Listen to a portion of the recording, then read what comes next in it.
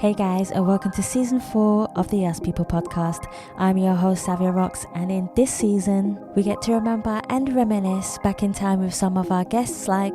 Hey, we are Entity, and you're listening to the Us People podcast with Savia Rocks. Hey, my name is Stephen Ridley, and you're listening to the Us People podcast with the lovely Savia Rocks, keeping it positive. Hi, my name is James Green. I'm a TV presenter, sports reporter and journalist. Hi, this is Joy Langley, and I'm the author of Navigating Stress. Hey, this is Travis Glossop. I am a creative radio producer for Kiss FM, and you're listening to the Us People podcast with Savia Rocks. We highlight the strengths of our cultures, talking about diversity and inclusion, and speaking out loud and proud about who we are. I was never that good. I was determined. I had a love for the sport, and that always fueled me. But arriving into London and kind of growing up in a really difficult situation, trying to kind of make sense of my life with at home, and not being accepted by the people around me, because in the 60s there was tremendous racism growing up in London. It's great. I'm glad, because I'll be honest, I didn't really work that hard at uni, so it was good to leave uni and really get on it, really because I also, as a person, I think I value productivity. A lot of people live to work. I think I am one of the work to live guys, but because my work is amazing, that's all right with me. So as a person, I go to bed happy when I've had a productive day. We've also saved the best till last by honouring another artist and showcasing their talent as our new theme song, with none other than your host, Savia Rocks, featuring in their song. So guys, enjoy, stay creative, and as always, please continue to be kind to one another. Let's go. Hi, I'm Chrissy Humphrey, and I am a book and mindset coach. I help writers to overcome self-doubt, procrastination, and limiting beliefs to write the book that they've always dreamt of. And you're listening to the Us People podcast with Savia Rocks.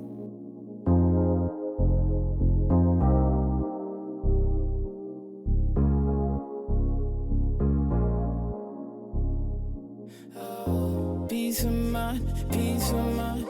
Keep my energy and peace of mind. I protect my energy. Hey guys, and welcome to another episode of the Us People podcast.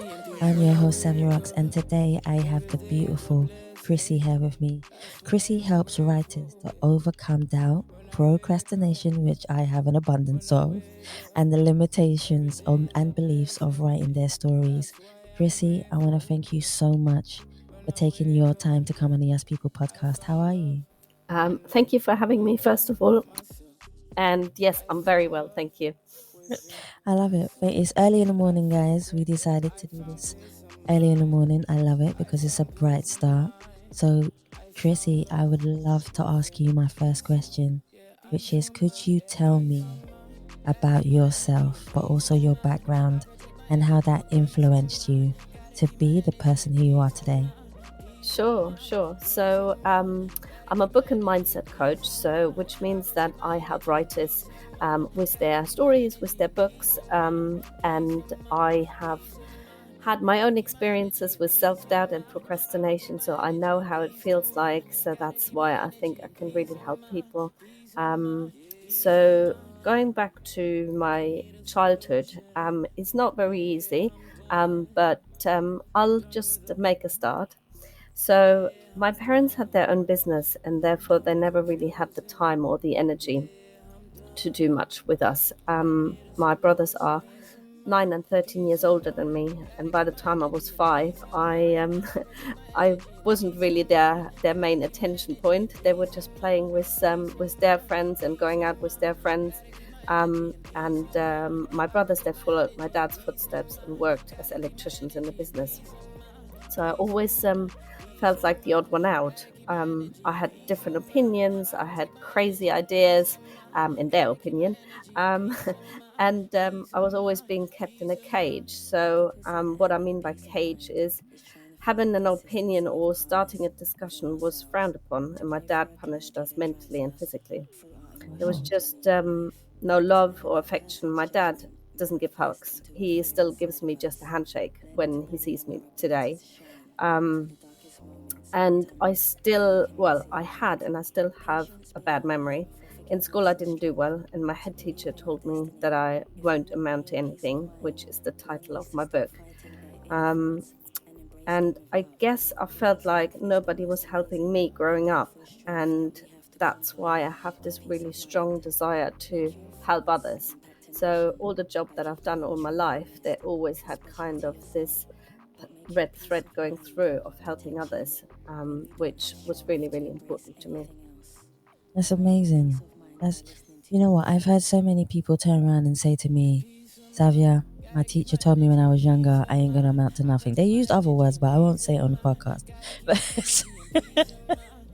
But they said that, and it's funny because it's always those children or kids that end up to be some of the greatest leaders, turn up to be some of the greatest mentors, therapists. There's so many things that they turn up to be, and the ones that have the good grades, the high grades, end up being the ones that actually turn into the word nothing. I don't believe in the word nothing because there's always something regardless of what you turn into. That's right. I just mean it in the way that the teacher portrays it. So I always say to people, don't worry about what the teacher says, worry about what you feel, because you are a child at that point, and you can change at any point. You can change when you're 50, you can change when you're 80. As long as you are in your mindset, you want to change, and then you make that change. So it doesn't matter. That's a beautiful story. I think that's really true. And I think some people, they use their story as an excuse that they can't do anything, or they use their story and say like, well, because he said that, I'm going to use it. And I would say that to everyone out there, whatever there is that is holding you back, or that someone told you when you were small or when you were younger, just, really don't believe it, because there is so much that you can do when you believe in yourself. That's true. I 110% agree with that. Chrissy, let's talk about how you see yourself, because this is beautiful. Could you tell me who you see when you look in the mirror? But on the flip side of that question, she's smiling, guys. Has there ever been a time where you have looked in the mirror and not recognized the person staring back at you? How did you manage to come back and be that person of positivity, ambience, compassion, and kindness that you are today? So when I was looking in the mirror last year, I was this happily married woman with 2 kids. I had a job. I was happy. Everything went well. The relationship wasn't going so well with my husband, but everything else was going well. So I was looking in the mirror and I was like, okay, this is it. But then things started to get worse, and me and my husband then split up in September last year, and it kind of spiraled then down from that point onwards. So we split up. I moved out in December. I lost my job in February this year. So everything kind of hit me at the same time, and so I went down this really bad route where I couldn't recognize myself in the mirror anymore. I couldn't even look in the mirror. I couldn't really look at myself because I was just really, really low. And everyone that knows how it feels like when you're at your lowest point, there's no light, there's no happiness, there is nothing. So coming from there to where I am today has taken a while, and today I can look in the mirror again and I see this really strong woman that has overcome a lot of things, but also someone that doesn't give up. So when I was growing up, because of my grades, I always thought like, I'm not good enough. I'm just, I can't do this. I'm not good at remembering things. And now I just feel like there's an inner strength in me that has told me, you can do so much more, and there is a way for you to help other people. Maybe that's not the way you think, but something or someone has got a different idea of what you need to do. So my goodness, I've done so much work on myself, but also really listening to what those messages are for years and years, I wasn't really in tune with the universe or listening to what my path really is. So once I've hit that rock bottom, I really went in myself and really listened to what the message is, and to really reset and think about, okay, what is it that my special gift is, and how I can help people and make a difference. So, and there's a little twist to it as well. In 2004, I was traveling in Thailand, and I I ran out of money, and the decision then had to be made: do I find a job, or do I go back home to Germany? My grandma, which was really dear to me, she said to me, "Could you come back home for Christmas?" And I was like, oh, I would love to stay here, but I also want to spend some time with my grandma, because she was in her 90s, so I knew there wasn't many Christmases left. So I made a decision to come back to Germany, and then 2 days later, the tsunami hit on Boxing Day. So I feel like to this day that there was a reason why I didn't die, and that I have still got things to do. And it took me a very long time to get where I am today, but I think that is it. This is my gift. I've always been coaching. I've been coaching children. I've been helping people, but now I really feel like, this is my passion. This is how I can help people. What is it like coaching children and coaching adults? I would love to know the difference between the two. Well, to be honest with you, it's just asking questions. When you just when you spend time with children, they're so open-minded. They just tell you what it is, what it's like, and what they think. And if you just ask them lots of questions, they're happily just answering your questions. Yeah, that's true. There's no, like, why are you asking me those questions? They love questions. They ask questions all the time. So they are much better than adults. Adults go like, oh, I'm not quite sure, if I can answer that question, or, they have got some beliefs or doubts as well when a question is asked. But with children, it's just like, yeah, I'll tell you how it is. Do you know what? I like I said to you before when I had an interview just yesterday. It is very much like that. We can learn so much of our children. That freeness and that pureness, and the transition between being a child and being free, then when you become an adult and you feel like you have all the responsibilities of the world, I feel like we should more learn to stop that and still have that childhood in us, which will make us flourish. 100%. Especially children, they don't really focus on the yesterday or the tomorrow. For them, it's all about, what are we doing now? Exactly. Can we play a game now? And that's all that matters. And I think that is what sometimes is for me really important, just to be in the moment, to really not think about yesterday or tomorrow, but just really be in the moment and enjoy every moment as well. I love that. I totally love that. Let's talk about the importance of communication. Okay. So, communication is a very important part of who we are as leaders, especially when it comes to communicating and writing books and expressing ourselves of who we are. But how do you feel that you communicate with the way that you transcend your energy and abilities to help people write books? Yeah. So, I think really listening to what the message is. I think some people, they're not really open to this, but I think for me, being in that position where there was no light at the end of the tunnel, I really had to listen to myself and communicate also to myself in a very kind way. We all have those self doubts where, this little voice is telling you you're either not good enough, or, what are you trying to do? And all of those things that are really, really negative. But I think for me, it was all about, being kind to myself, telling myself as well that I'm doing the best that I can, that I'm also a role model for my children. So I need to be, I need to communicate to them as well, how I feel, what what is going on, because they have a sense as well. They know something is not right. So for me, it was just like, obviously I wouldn't tell them all the nitty-gritty details, but for them it was just a really worrying time. So communication was really, really important. And my daughter, for example, she finds it really hard after a day at school and something happened.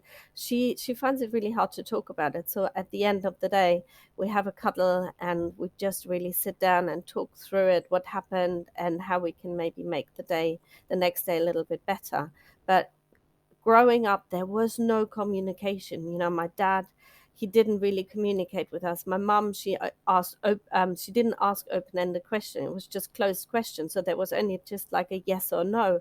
So there wasn't really any communication, or there wasn't any going into deeper what's going on, or how we can help you or anything like that. So for me, it's really important to have the communication daily with myself, but also with my children, because that's so, so important.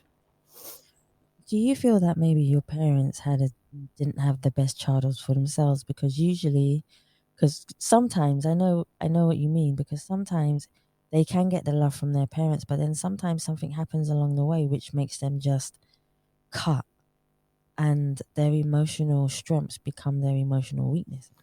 100%. Both of my parents, they were war children, so they grew up when the war started.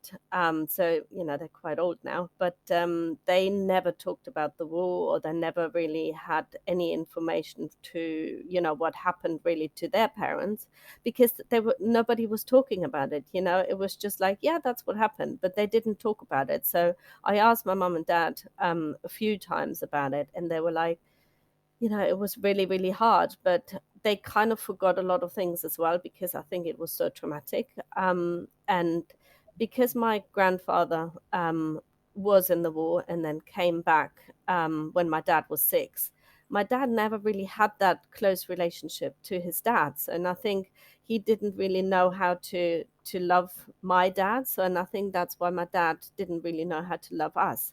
And I'm, for years and years, gosh, so many years, I blamed my parents. I had grudges that, they weren't loving me and they were not supporting me and all of this. But just writing my book and really going inside of me was just so, like, it helped me to free myself and also forgive.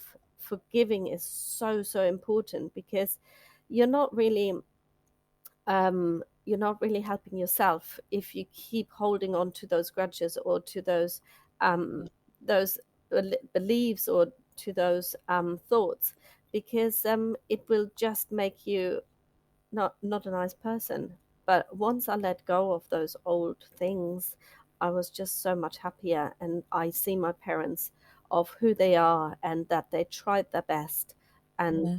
and also that they're just they're very good parents, don't get me wrong. They did their best that they can. They provided us with everything that we needed, but it's just that one thing that was never there and that I always wanted. But it's just sometimes you have to accept how it is.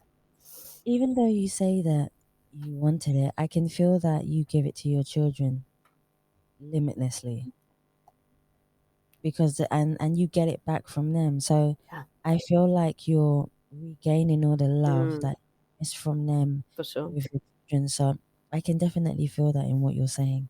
Most Yes. definitely. Yes, we tell each other every day we love each other, and it's Oh, just, it's the love that I didn't have as a child is now so much bigger from my children, which is amazing. I think, I'm very blessed to have 2 kids that tell me that they love me, which is lovely. well, I'm actually proud of you, because sometimes what happens in life is, because you have parents who treat you in a certain way, you then become the same as your parents and you treat your children in a way. But the whole point of life is for us to break the mold. Yes. Yeah. And move forward. So I'm proud of you, because you've broken the mold. And then that will teach them, I hope, to continue to break that mold and become even more open minded and push love and compassion into what they love doing, first of all, but also their children when they do decide to have them. For sure. So I love that. What do you feel motivates you? when it comes to writing, especially with your book? Because we're going to talk about your book now. What motivates you when it comes to your writing energy and helps you to flourish? So what motivates me is just to help others. That is really my big motivation. I've got my own little Facebook group, and I give support and I provide accountability. So what motivates me is that when people send me a message saying like, oh my god, thank you so much for this post, or thank you for your comment, because that's what I really needed to hear today, just in order to continue to write. So what motivates me is to make a difference to other people, but also to show my children that whatever has happened in the past, it doesn't mean anything. So your past doesn't equal your future. That's So true. you can do anything you like, if you put your mind to it. And that was it for me. I wanted to help other people, and this is my way of helping. What is a day like in your life when it comes to you having clients and breaking down? So, for example, say I came to you, Chrissy, and I have a book. Okay, I'm procrastinating. I'm loving what I wrote, but for some reason I can't seem to finish it. Sure. What So is it in your life helping somebody? So yeah, we basically just focus first on your mindset, which is really really important, and then also where those limiting beliefs are coming from, and slowly but surely overcoming those limiting beliefs, and also finding out what your values and your strengths are, because a lot Yes. of my clients, they don't even know what their values or strengths are. So, and once you recognize all of those things, then you've got a really good foundation. That's what I always say. You can't build a house on sand. You need to have good Mm. foundations. So, and to write a book, you need to have the right foundations, especially your why. Like, why do you want to write your book? Is it because it's a hobby for you, or is it because you want to tell your story? You want to help other people? There's people that write a book for years and years because there's no time pressure. But also, I think it's really important to know why you're writing the book, because that will help you keep you going when it gets tough, when you don't know what to write, when you have writer's block. Yeah. And that's really really important. So I think that sets me apart from other people, that we don't just coach, or I don't just mentor them. We really start focusing first on the things that you need in the beginning to start writing. You talk about the 5 tips for a new writer. Hmm. Could you possibly break down those 5 tips for us if you have them? Yeah, sure, of course. So, really important for everyone that wants to start writing a book is, first of all, um, just write. This is like the main thing. Just write. It's so simple, but it's just to write things down, either in a journal or on your laptop. But whatever you do, just write. Don't edit. So that's the first thing, which is what some people really don't understand, is if you just constantly edit, you're just constantly criticizing yourself, and that is sending the wrong message. So if you just give yourself permission to write, then that's the first step. um, Also, number two is really listening to your inner voice. What is your inner voice telling you to write? Even if it's something that doesn't make sense, it doesn't matter. Just listen to your inner voice and just start writing those things down. You can always delete something later on, but it's just good to just keep writing. So that's number two. Number three is to have good feedback along the way as well. And what I mean by good feedback is, have also other authors around you that have maybe read some work before, or that have done like beta reading before. So get people that have done it before, not friends and family necessarily, because they don't necessarily know how to write a book, but get some Yeah. good feedback, because that will help you to make progress as well. And also, I think what's really important is to be really mindful of those inner voices while you're writing. Like we said before, the inner voice, the inner critic will just tell you, I'm not good enough. Who am I to call myself a writer? So those inner voices, just recognize them and just really notice them and work on them as well.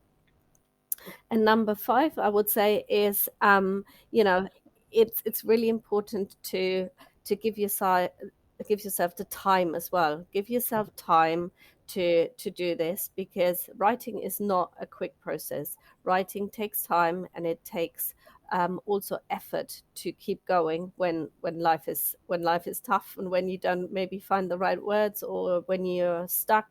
Then it's really important to just give yourself time. So every day, find some time to write, even if it's just for 5 or 10 minutes. But it's really important to have that time, because it takes 66 days to form a habit. So if you do this every day, it's almost like brushing teeth. You will just do the same thing over and over, and you get better at it. I love that. That's a really good analogy of the way to do things, especially when you say just write, don't edit. A lot of writers do write and then they see a spelling mistake and their OCD goes crazy and then they have to change it. So, guys, even I'm saying this, just write. I totally agree with Chrissy. Just write. Just keep writing. Don't care about how you spell it. Spell it upside down. It doesn't matter. Just, just write it down and then read it afterwards and then make your decision of what you want to keep and what you don't want to keep. That's really good advice, Chrissy. Thank you so much. Let's talk about characters in books, because a lot of the time when we're telling a story, we have characters in our books, but we want to emphasize what these characters do, where they come from, who they are. Characters in books, I think, is one of the hardest things to keep consistent. How do you feel that you help people when it comes to character building within their books? I think most people have kind of a idea of who, like, the protagonist is, who the main character is, and they just need a little bit of a helping hand sometimes to develop this character, to really maybe get some new ideas. So I think everyone has the character already in their mind. And I do work with a lot of people that do non-fiction as well, so there isn't really a character. It's only just like a self-help book, for example. So there's not really a character, but there's maybe something that there's a story in you that you want to tell, and that makes it much easier than if if you're stuck. Then you can just do some research of what other people have written as well.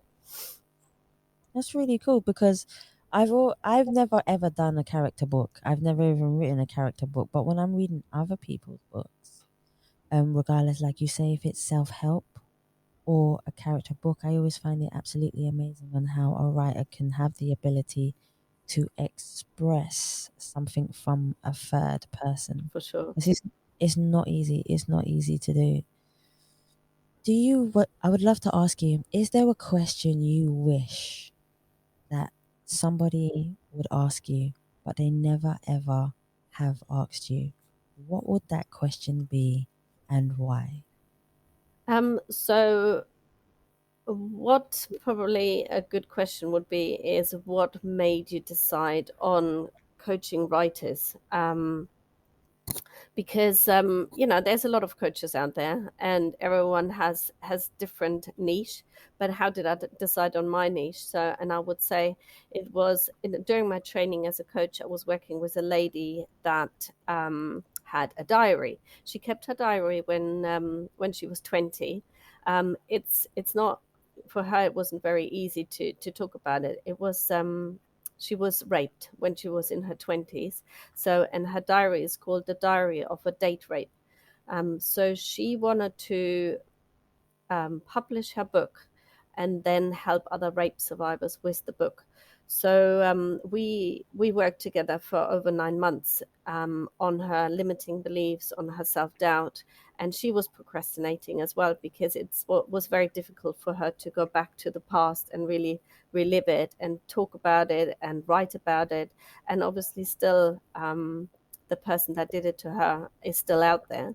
So, but now she's published it. She's helping a lot of other rape survivors, which is amazing to see. And that was the moment for me where I decided, like, she had a story to tell. And if she wouldn't have had coaching, she said she wouldn't have done the book. She wouldn't have been able to tell the story. but through coaching, she really found her inner voice. Excuse me, and she was able to really overcome her own self beliefs in order to help other people. So that was for me the big turning point where I was like, wow, there are a lot of people out there and they have a story to tell. So if I can help them to get this story on paper, then that would be amazing. How does it feel for you when someone does finish writing a book and you know that you are the person behind it? Because a lot of the time, in everyone, I always say, like, someone taught me this, and they said, tell me something that you feel like you've done by yourself. So I would say anything. And then when I do say it, they turn around and say, nope, you didn't do that by yourself. Someone helped you. Everything, absolutely everything. Even if it's getting a coffee, even if it's picking up a pen and starting writing, there is somebody who helped you along the way to be able to do all these small things to massive things, and I find it really, really important that we keep understanding how important that is to keep going and keep doing these things. What do you feel is the most important thing that you feel proud of doing for yourself in your life? Good question. I think overcoming what has happened in my childhood, but also last year and this year, that I'm really, really proud of for not giving up. I think, when you're really at the bottom, when you're really rock Yeah. bottom, and you just give yourself some permission as well to hit the restart button, to hit reset. Was for me like, I could have gone the other way as well. I could have fallen into a very deep depression and say, well, that's it, I can't go any further. But I'm really proud that I'm still standing today. My kids and I, we love the song from Elton John, I'm Still Standing. And that I'm now helping other people, so I'm really, really proud of that. I love that. I'm gonna put that in my Spotify playlist for the Us people. See, that's Chrissy's song. I'm Still Standing, and I'm sure a lot of you agree. Yep, I'm gonna hear a lot of people going, "Yep, that is me." Thanks, Chrissy. So, what is the best advice you believe that you have ever received that has helped you in your life? I think the best advice was when so I had my own coaching sessions as well when I was writing the book. So, and my coach told me, he said, Chrissy, I believe in you and you can write a book. And I was like, okay, he believes in me, so I can do this. And I think, yeah, the best advice was really just go for it, do it. There's not really anything that can stop you apart from yourself. Uh-huh. So yeah, I think really believe in yourself and you can do it. When do you remember feeling totally at peace with yourself? um it's funny that you say that. I read a book and I can't remember now the title of it, but there was something in the book and it was like, let go of the old and let in the new. And when I was reading that, it was just this really special moment when the door suddenly opened and a gust of wind came in, and I was just reading exactly that passage in the book, this chapter. And I just felt like all the old went out and the new came in, and I felt at peace that, now this is all gone. I'm free and I'm forgiving and I'm ready to start a new chapter. And that was for me, yeah, the time where I was like, wow, this is a new start. I can always tell when a person is ambiently really happy when they say stuff, because there is a certain smile and a certain energy that transcends from yourself to me to say, you know what, I am free. I can be myself. I don't have to limit myself for somebody else's expectations anymore. And you can feel it. So I'm proud of you for saying that. Thank you so much. Thank you for That means giving a me lot. the opportunity. Oh, it works both ways. It always works both ways. What is the best novel you feel you have ever read that has inspired you? Or even if it hasn't necessarily inspired you, has just given you something that it would never give anybody else? There's a few, but I would say the last 5 years, a big influence was Tony Robbins. I love Tony Robbins. His books, his podcast, everything that he does. I went to one of his events as well. So I would say he has been a very big influence, and his books have been, my Bible basically. So all of his books, they have lots of highlights in it and lots of post-its. It's just like I always go back to those books, and they really, really helped me. So when I was feeling down, going back to Tony Robbins, because it's just something, if you forget something, you can easily just go back like, oh yes, of course, I haven't done this for a while, or I have forgotten this and that, so I just need to go back to that. And it really, really helped me. So yeah, this is like my big to go novel where I always go back to. I think one of the things I remember him talking about is always having clarity. For sure. That was one of the biggest things, that because I love listening to so many different people all the time. So when I had a chance to listen to him and he spoke about clarity, that resonated with me, because I'm always about clarity and purity and, just having that space to be able to do what you want to and following through. For sure. So that's definitely something that I would definitely say to everybody to do. So what one thing would you say that you would like to improve on as a writer, but also give to your clients when they come to you to help you? What do you feel like you're always evolving in when it comes to being a writer? I think nobody is a great writer from the start. Even the big Stephen King and J.K. Rowling, they weren't great in the beginning, but you just have to make a start. And by writing more, you learn more. So obviously, my book that I've written now is my first book, and I've learned so much already. But I think if I would write another book, I would do a lot of things differently, or would write differently.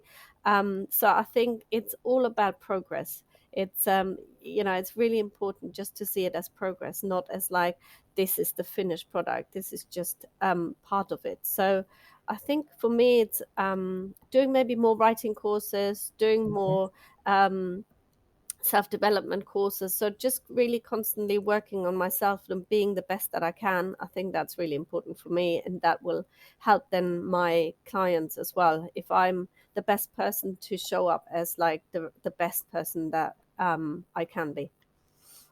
You are the best person. You just go in there with your confidence and you just shine. That's it. That you just listen. I am the lady leader. I'm gonna help you. I love that. Can you define success? Because we all have a different definition of what success means to us. But what does success mean to you? So I've just been reading the Book of Joy, which was an interview with the Dalai Lama and Tutu. And it was talking about the pillars of joy. And I think for me, reading this has really narrowed down as well how important it is to make a difference to other people. So for me, success is like when I help writers, or when I help my friends to do something that they haven't done before. So when that aha moment comes, or when you're doing something positive or something nice to a stranger, this is for me success. When people are coming back to me, or when there's referrals and they're saying like, this person has been really happy with what you've done, I think that's also success. When people are commenting on my work and saying how good it is, then that would be success for me. Yeah, I love that. What advice would you give to people? Because sometimes in our life, we do feel like giving up. We do feel stagnant. We do feel like we don't have enough money or funds to be able to do what we want to do, even to get a coach to help us. What would you say to those people who feel like they may be in that position to keep pushing and moving forward and doing what they love? I think I know exactly what you mean. I've been in that position as well. I had no money starting out as a coach. But what I would say is like, just see what you've got. There's a lot of things you've got. You've got, let's say, your voice. You've got maybe your phone or computer. You've got social media. You can use all those things that you've already got and use it for your passion and share it with other people. So even if you haven't got a lot of money, all those wheels are turning if you are just going in the right direction. So if you're sending out the right messages to the universe, you will see all those things, they will happen. So with us, like Savia and I, we tried to really get in contact with each other, but it just didn't happen. So Yeah. but I truly truly believe that the universe was listening, because at the end we did manage to find a way Yeah. together, isn't it? And I think, if you're putting out the right messages, it will happen to you, and you will see that everything that you want will happen. It's already happening for you. It just takes time to get there. So don't give up. It just maybe takes some time to get there. Do you know what, Chrissy? I'm so glad that you mentioned that. I am so glad because I'm going to say it again. Me and Chrissy kept on trying to get in contact with each other, and we kept missing each other every single time. And then Chrissy sent me a message saying, Savia, I don't think he's meant to be. And then I was like, don't say that to Savia. Savia's not quitter. No. And then I rang Chrissy. She picked up the phone and she goes, oh my gosh. And then we connected and then we had a beautiful conversation, which was really nice, which brought us to where we are today. So I'm so glad you brought that up. Thank you so much for bringing that up. I only have one more for you. Time has flown, and I'm grateful, and I have the ambient gratitude to you. But before I say anything else, I would love for people to be able to find you on any social media platforms, websites. But if anybody in the world, no matter where they are, would like to contact you, where can they find you? So I'm on Facebook and I'm on LinkedIn as Chrissy Humphrey. So you can find me on there. I'm working on a website, so that's not really ready at the moment. But find me on those two platforms and just give me, like a little message and just reach out, even if it's just like a 30-minute call, that doesn't cost you anything. It's just like a discovery call to see where you're at and maybe where you want to be. And I'm quite happy just to point you in the right directions, if that's helpful. See, guys, please go and check out Chrissy. Yeah. She's a beautiful person to speak to. She will give you great advice about especially writing, but just generally, I think anything in life. Chrissy, I want to thank you so much for taking your time to come on the Ask People podcast. I have so much gratitude for you. Thank you so much again for coming on the show. I really do appreciate you. Thank you, Savia. That was so amazing to speak to you. I think it's awesome that we can share a little message with so many of your listeners as well. So thank you for giving me the opportunity to talk about it. And I'm really grateful as well that we get to speak today. Thank you. We'll definitely keep in contact for sure. Definitely. Guys, I want to thank you so much for listening to the Ask People podcast, and please remember you can subscribe and leave us a review on Spotify, iTunes, Google Play, and any other platform that you prefer listening to. Please also follow us on Facebook, Instagram, and Twitter.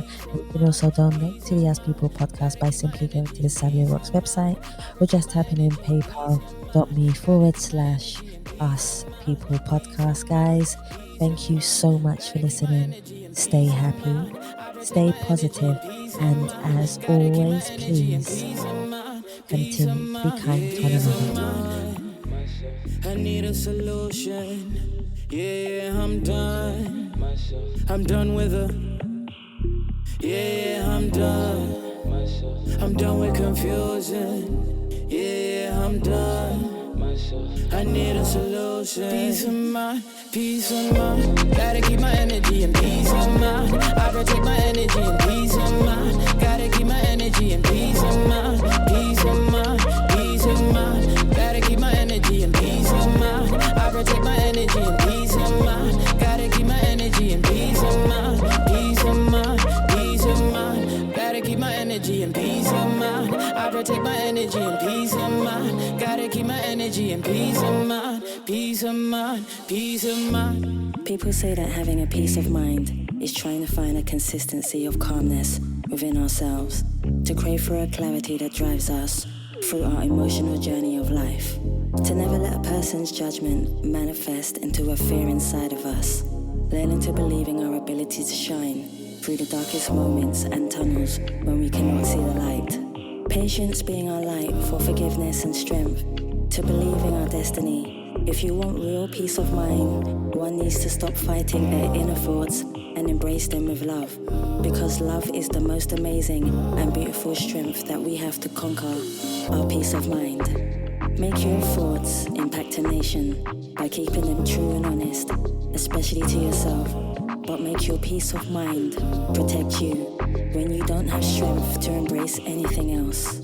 Find your peace of mind by listening to your heart. Peace of mind, gotta keep my energy and peace of mind. I protect my energy and peace of mind. Gotta keep my energy and peace of mind. Peace of mind. No, thank you. Thank you for your time. And, I hope your listeners will get some value from it as well. Peace of mind, peace of mind. Gotta keep my energy and peace of mind. I protect my energy and peace of mind. Gotta keep my energy and peace of mind. Peace of mind, peace of mind. Gotta keep my energy and peace of mind. I protect my energy and peace of mind. Gotta keep my energy and peace of mind. Peace of mind, peace of mind.